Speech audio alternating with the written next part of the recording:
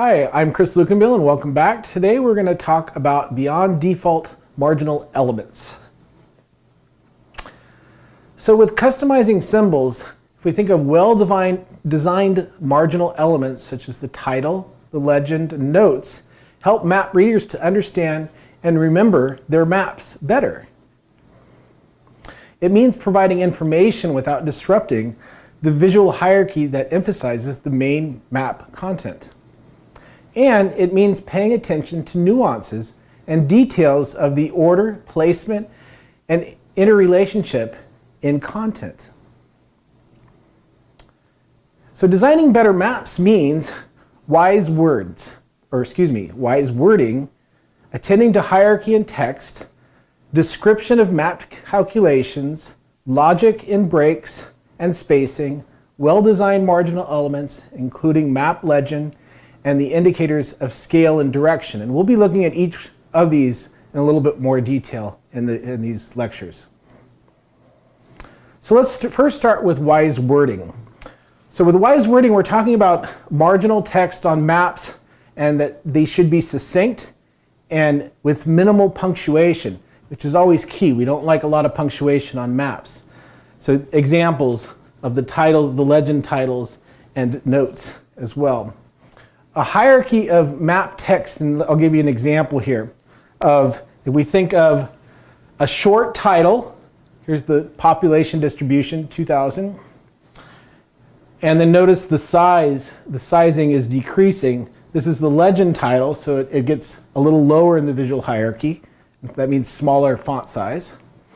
And then the notes, even smaller font size, but we typically stay with the same font type as we move down. So the notes are a little more detailed, but much smaller in terms of the visual hierarchy. In terms of the map title, titles need to be succinct. They should answer what and where can often be placed in the subtitle. So we typically want to say, what is it, where is it, and when is it on a map, right? But you don't always have to put those all in the title. So sometimes, like this seems like a little bit of a bulky of a title. I might move some of that somewhere else, and I think that we're going to look at that in more detail. Source information should not be in the title. The source information should always be in the notes because it's very low in the visual hierarchy. And notes should be used to show source information, authorship, explanation of map calculations, and tips for how to read the map.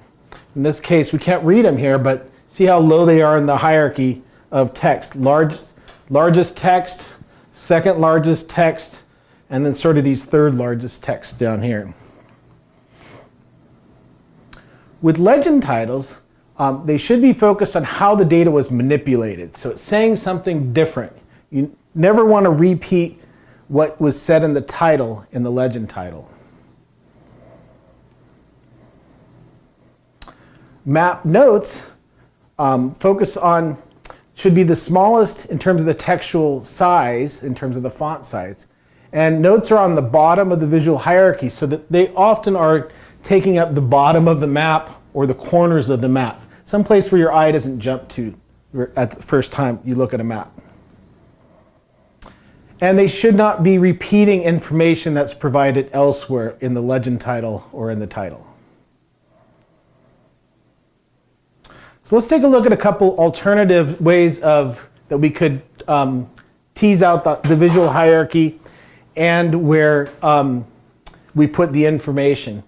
So first example is percentage under 18, or percentage under age 18, 2000 as the title. A subtitle, one or more races including American Indian and Alaska Native. And actually no notes, do you see that? But how about this instead? Native American children, 2000. I actually like this a little bit better. It's got a little more pizzazz to it.